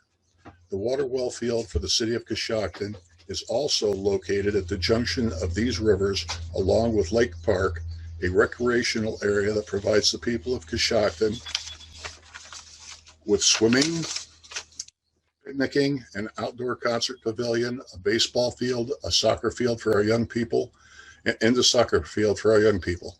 The injection wells are near the border of our restored canal town, Roscoe Village, that is a local tourist attraction and a cultural center that provides community celebration and serves people from around the nation during holidays. It is also home to the Central Ohio Technical College branch campus. Next to Roscoe Village is the Footlight Players Theater, where local productions of live theater are staged. In the midst of all these essential core institutions promoting local culture, religion, education, and commerce, ODNR saw no problem with installing a mega toxic waste business. The injection wells were hyped to be safe and reliable in accord with the industry narrative. However, within a few years of operation, 2 of the wells had major problems. One well was built with a faulty cement seal around the system of pipes that injected the waste under our aquifers. In spite of this defect, the well was permitted by ODNR to inject Class 2 oil field waste. They continued to inject waste until they applied to the EPA for a Class 1 waste permit. Buckeye Brine was told no permit could be granted by OEPA until the cement was repaired. According to inspection reports, the second well was having problems getting the rock strata to accept the waste Buckeye Brine was trying to inject. They made numerous attempts to remedy this by injecting large quantities of acid into the well. Eventually, the pipe used to inject the waste separated and the well became unusable. The law required that the wells in this condition be plugged after 6 months. The chief of ODNR intervened and allowed this breached well to remain a pollution threat to the upper layers for over 2 years. My name is Ted Auk. I've been working at a nonprofit called Frac Tracker for about 8.5 years, and prior to that, I got a PhD in environmental science at the University of Vermont.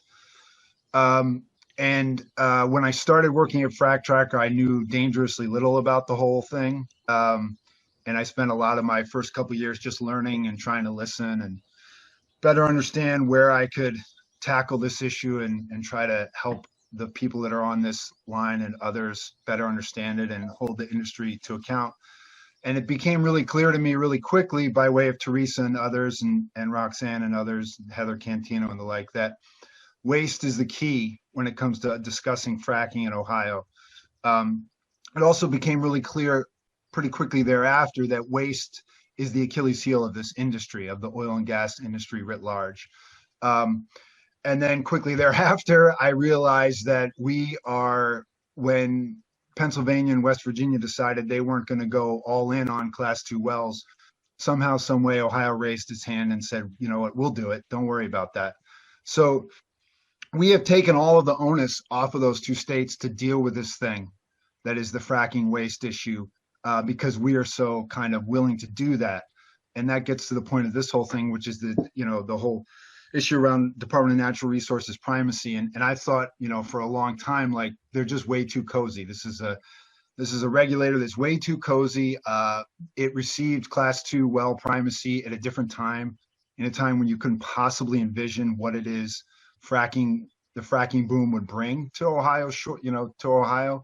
So the idea that, like, back then, this was something we could predict and we have to have this as a static, kind of condition whereby DNR just maintains primacy no matter what's going on around it or within it, seems pretty, it seems pretty foolish to me. So one thing that I've been doing a lot at Frac Tracker, and Teresa and others have been doing work before me and during me, but one thing I've been looking at with my colleagues at Frac Tracker in these 3 states are the gaps with respect to data transparency, quality, and availability as it relates to fracking waste. And one thing that's really clear, as I always like to say when I talk to folks from outside of Ohio, is like, our regulator is in an analog age when the rest of the industry and all of its partners in Silicon Valley and the like are in a high-tech digital age. And what that's done is it's overrun the system.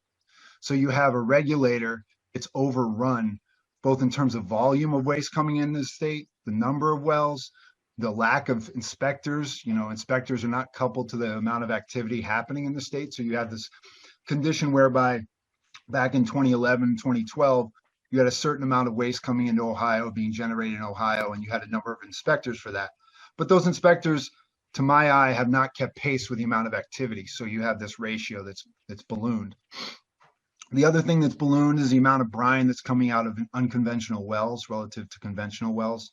And what we've seen with the data we've compiled at Frac Tracker is like this ratio of brine produced per unit of gas produced across the 3 states has skyrocketed. It's gone exponential.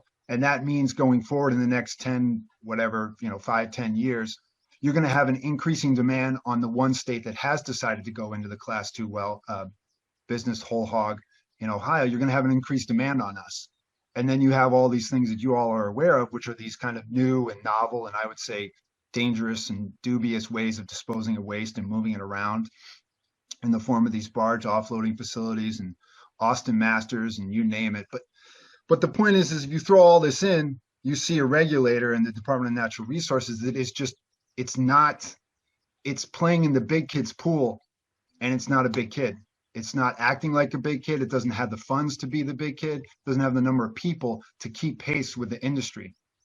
And I guess Michelle hasn't spoken yet, and I'll let her speak for herself. But I know, for example, Michelle's story is very compelling, as is the story of the folks in Brookfield and Judy Berger, who we've recently met down in outside of St. Clairsville. It's really clear that these Class 2 wells are not proposals, because the word proposal implies that something might not happen. We don't ever see that. It's never a might not happen. It's always a baked in kind of situation, whereby in Belmont County, no matter who is objecting to it, whether it's, the sinister Frank Hoagland or the even more sinister, Robert Murray, even if they object to these things, they still happen. So it calls to question the ability of our, underground injection control program to manage these Class 2 wells. And I think from a data standpoint, looking at several other states like Oklahoma, Kansas, Nebraska, just to name a few, relative to our understanding of our Class 2 wells from a volume standpoint, from a timeliness standpoint, that is to say, when a unit of brine goes into an injection well, how long until we actually know it went there? It's gotten to the point where the data that the state collects, that UIC collects, and this speaks to its inability, it should not have primacy anymore. It's gotten to the point where this data is no longer data anymore. It's this like kind of this trail of, it's like a loose trail that you kind of follow and try to interpolate in between the trail markings, what's going on. We're kind of like trying to divine what it is a Class 2 well program in Ohio actually means, because the data just is really so poor. So I think that when I think of why Class DNR should not have primacy, I think it has demonstrated that it's too cozy in its relationship with the industry, lags way behind with respect to data reporting, data availability, and inspecting and the like.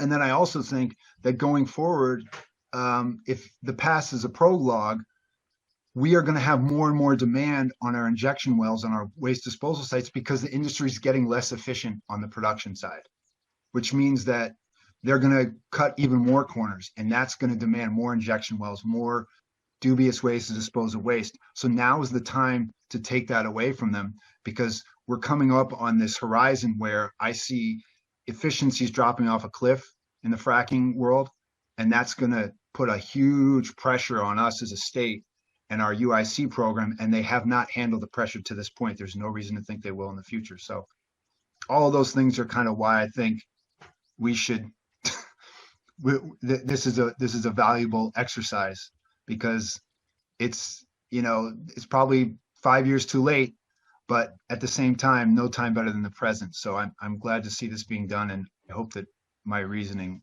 makes sense. So, as a local official, I'm very frustrated with the Ohio primacy process here, and looking at what's going on in the surrounding states and looking at the standards on an issue like this that should be equal. Primacy was designed to let states be more stringent rather than less stringent than the national standard. And when you look at the fact that in Ohio, wells get permitted very quickly, they are very slow to be enforced for compliance and closed down properly. It all stems from a lot of underfunding at the state level. And you look at the way the Ohio tax structure has been changed to be favorable to the oil and gas business as opposed to the enforcement business, that is a problem. And when you see why we get more injection waste here, the data has been presented a number of different times as to the amount of volume of waste that comes here. Why is it cheaper to truck waste from Pennsylvania and West Virginia into Ohio? The cost of trucking today is very expensive. And so when you look at the fact that if you had an injection well in an area where this is taking place, it should be done there, not shipped to another state. But because it's cheaper to permit and operate here, that seems to be a problem. It's one that should be changed, and a good reason why that primacy should be taken back as it comes to the regulation of these wells. Time to permit is faster in Ohio. The people will argue that that's an efficiency that's coming from Ohio doing it themselves. I think that's really not the answer. I think it's a shortcut of steps and process. When you said that, we held the public hearing, that's because ODNR doesn't hold the public hearings.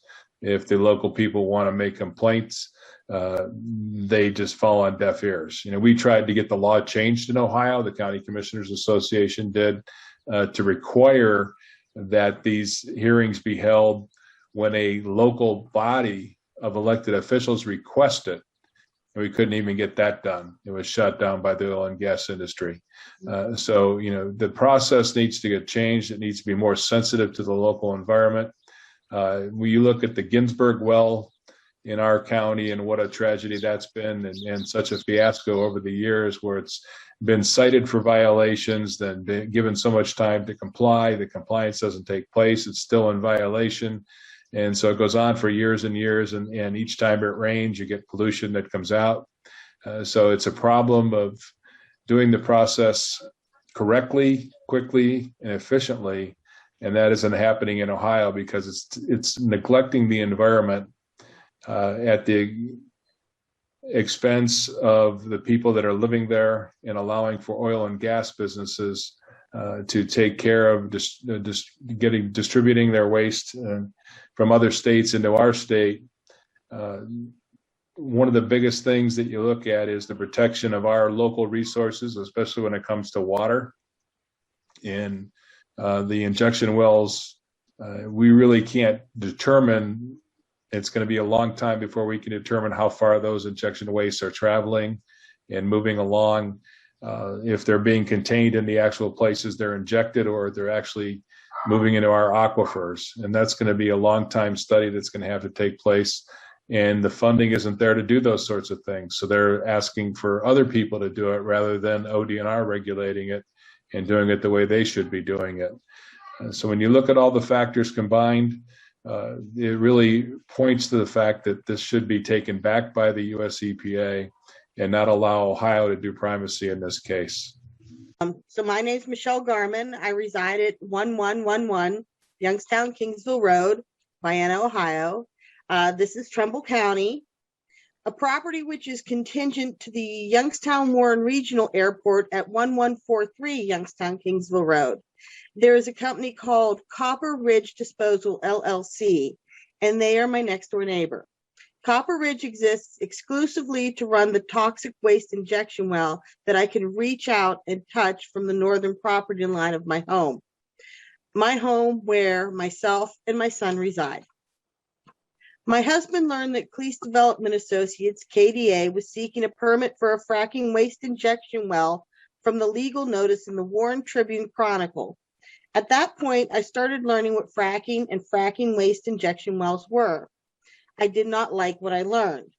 Fearing what KDA wanted to put next to my home, following all the proper procedures, I started asking people to object to it being placed in Vienna Township, next to a residential home and in a non-industrial zone section of the township. I even approached our trustees at one of their regular meetings. So many people told me it was nothing to worry about and that I was worried for nothing. So many times I was told the state of Ohio could do whatever they wanted to.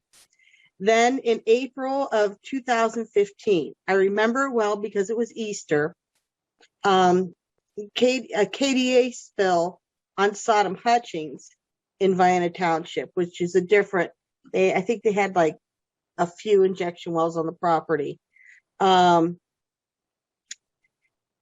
They left a slew of dead animals and many residents worried about their drinking water and their health. The first thing that popped into my head when I heard the news was Love Canal. I remembered in 1978, when I was only 9 years old, the stories I was hearing about the place and the tragedy the people there experienced. I remembered how I remember thinking, how do people get through something like that? And I also thought, that's it. There's no way KDA will be permitted to have their well on Youngstown Kingsville Road now. And I was wrong. The state of Ohio and KDA Copper Ridge got to do whatever they wanted. My first concern was over drinking water and water pollution, along with spills like the one on Sodom Hutchings. I then started worrying about future health concerns. Health concerns not so much for me, but that of my teenage son, who now was about to turn 21. I wondered what effects this will have on his health at my age. There were the usual concerns over increased truck traffic. This became a reality when they began working on the facility, as trucks came by dropping large rocks onto my property and backing up the traffic in front of my drive, leaving me unable to pull out at times. Now that they're actually injecting, there's truck traffic at all hours. It does not really back up in front of my home anymore. And the strange thing is that most of the truck traffic through the facility is on weekends, holidays, and between the hours of 5 p.m. and 5 a.m. I also worry about air quality and air pollution. Every once in a while, we do get a slightly foul odor from the well. And then there's earthquakes. Who can forget the New Year's earthquake from the North Star well and the earthquakes that shut down the Weathersfield well not even 10 miles from my home? This reminds me of a conversation I had with my cousin who lives outside of Tulsa, Oklahoma. I was asking her about the earthquakes due to fracking there. She said it was no big deal anymore. My comment was, seriously, how do you get used to something like that? She stated that when they first moved to Oklahoma, they never had earthquakes, but now that they happen so often, she's just used to them. This left me thinking that is something I never want to get used to. I now fear lightning strikes, along with possible fire and explosions. Are the emergency services in Little Vienna Township prepared for such things? Is 200 feet far enough away from such things? Then there was the one time a few years back when Copper Ridge just began operating. A warning light and alarm would go off sometimes when trucks were dumping their waste. I was told by the Ohio Department of Natural Resources, ODNR, and Copper Ridge that it was an overflow alarm and nothing to worry about. And by the way, every time I call ODNR, they talk to Copper Ridge, it's always an overflow problem. I just stopped calling them. So about a month later, they were drilling again, and I believe they had to replace a casing. I am always worried now that the pumps sound like they're running rough, because just before this happened, the pumps sounded really strange. This does not leave me, the whole experience just didn't leave me warm and fuzzy about having them next to me. Around the time I gave this first testimony, I was also dealing with rude and hostile harassment from workers employed by KDA, Diamond, which is another offshoot of KDA, and Copper Ridge. Luckily, I don't hear much from them anymore. Something must be done. Local control must be given so that city and township residents do not have to live in fear of their neighbor. Local, state, and federal government was created to protect its citizens. They need to protect us. This is where my testimony from the last tribunal ended, which I guess brings us to what things are like now. The people that were harassing have gone silent. I don't think any of them work at the site anymore. This may also be due to the fact I just don't say much about it anymore. It seems to be old news, news that no one wants to hear. People seem to have forgotten the fear of the spill and the earthquake. And I've just learned to live with the fact that it's there and it's not going away. Yet there are constant reminders of its presence. There's always a constant hum of the pumps day and night. I kind of compare it to watching Star Trek Generations, how throughout the show, if you listen really carefully, you can hear the hum of the engines, except it's not a 1 hour fictional TV episode. It's every day for the rest of my life.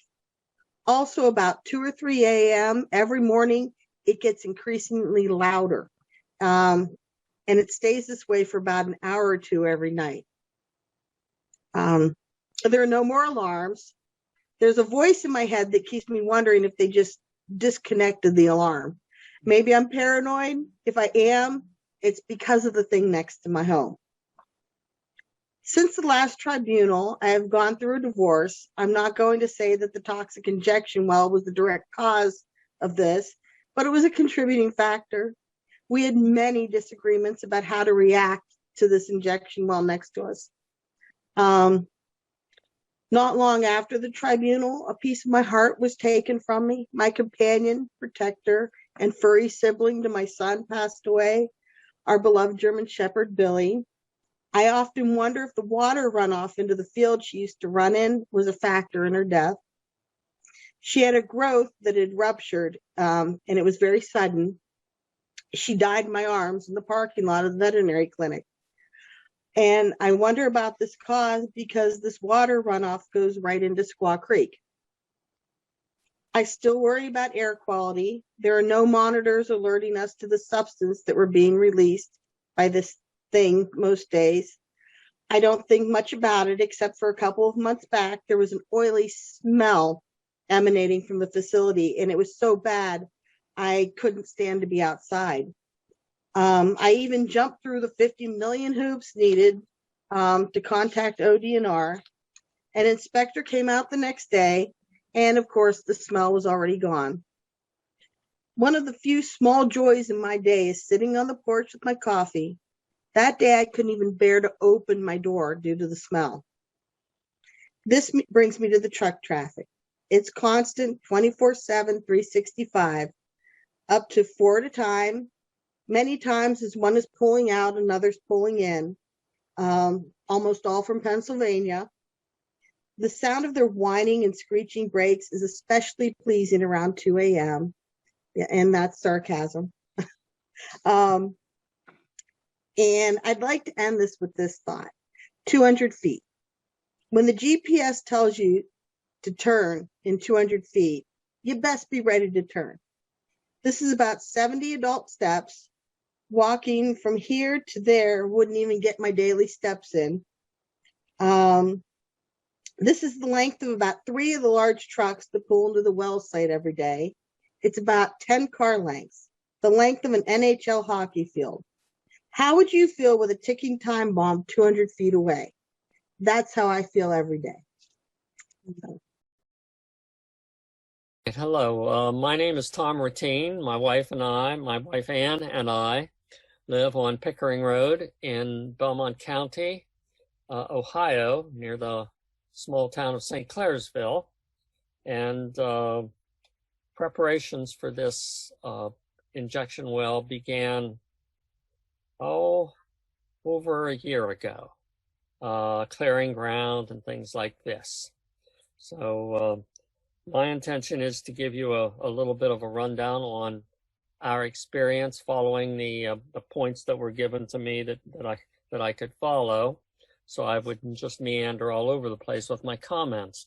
So here's what I've got. I'm going to read this to you. Your experience with ODNR, Division of Oil and Gas. All right, regarding communication.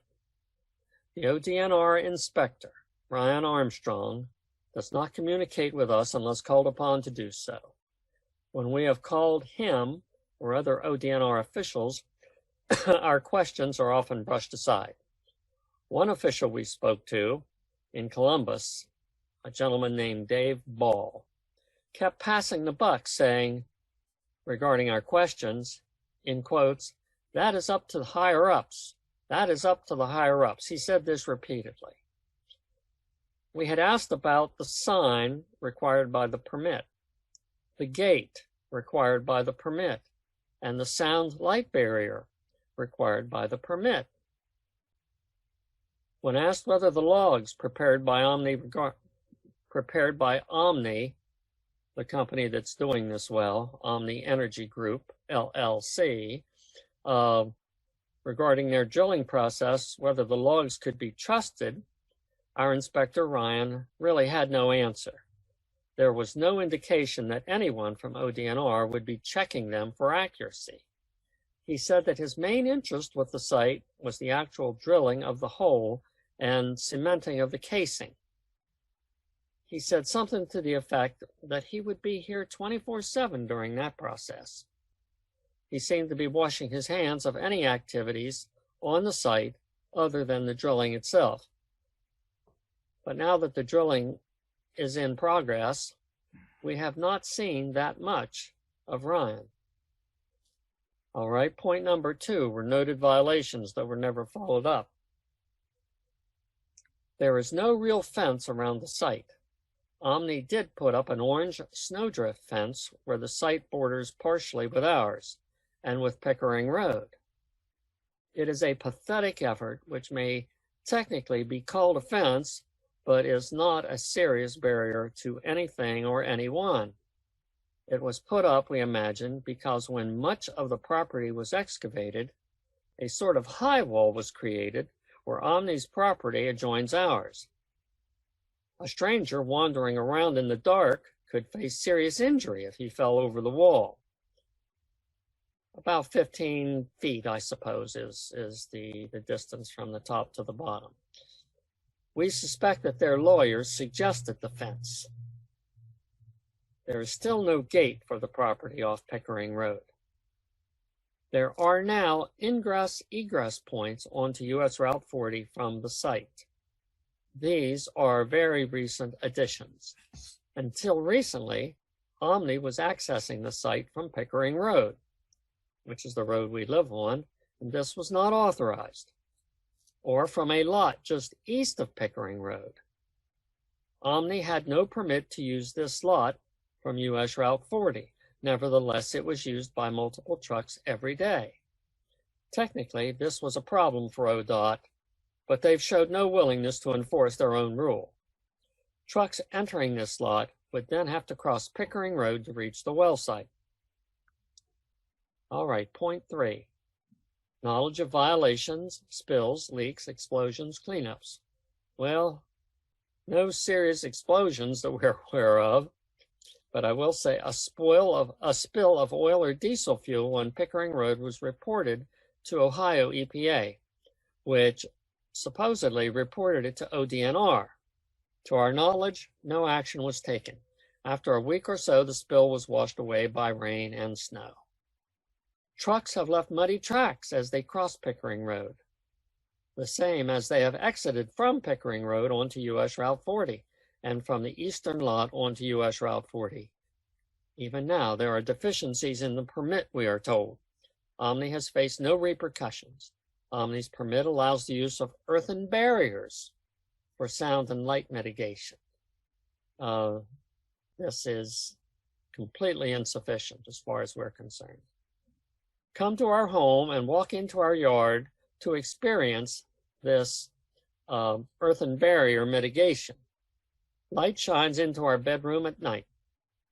While annoying, I can nevertheless get to sleep. My wife, however, struggles to do so. Public hearings. A public hearing was promised to the people of Belmont County to allow them to express their objection to these injection wells. This never happened. The promised hearing was delayed temporarily, then permanently by the COVID-19 pandemic.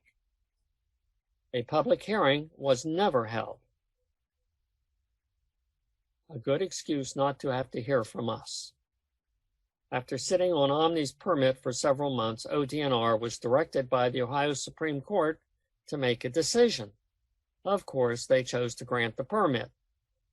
There is no record of any permit for saltwater injection being rejected by ODNR. All right, we're supposed to express, this is point 5, express our dissatisfaction with agency oversight. Our experience with the whole injection well process has been short, but in the months that we have been dealing with it, we have seen how ineffective and may I use the word corrupt, the Ohio Department of Natural Resources seems to be. Numerous comments were sent to them. Many were hand-delivered, expressing the objections of the citizens of Richland Township and Belmont County. ODNR saw nothing relevant in these objections, we were told. There is no good place for a saltwater injection well, but this has to be about the worst possible site.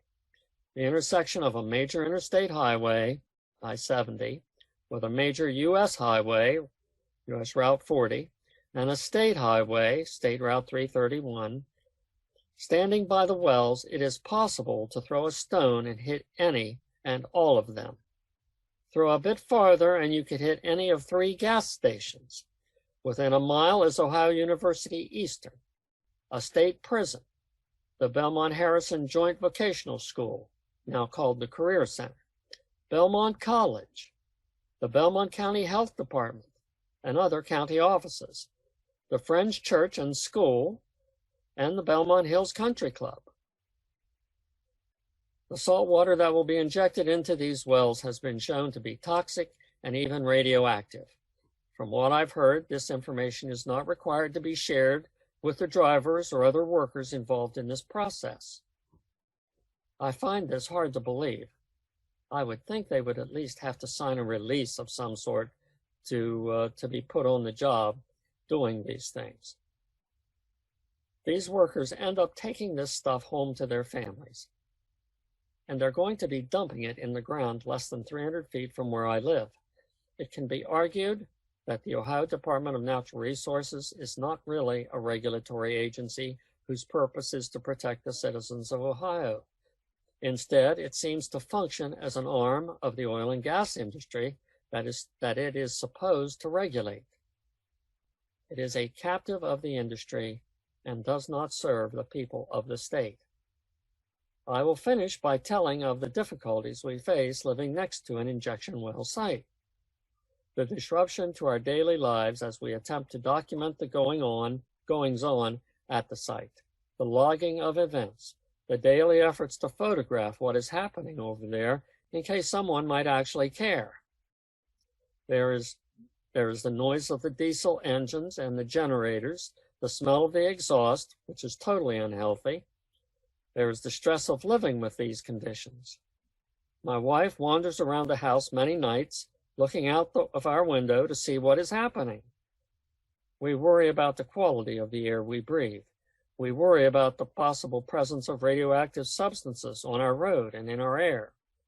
Finally, there's the smug arrogance of the site director, who struts around like a king, using the F word or making the FU gesture to anyone who looks at him the wrong way and seems to challenge his authority.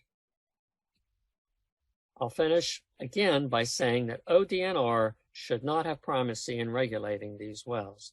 The oil and gas industry seems to have primacy over the ODNR. The industry should be regulated by the US EPA or some other agency which is beyond the reach of the industry. Thank you.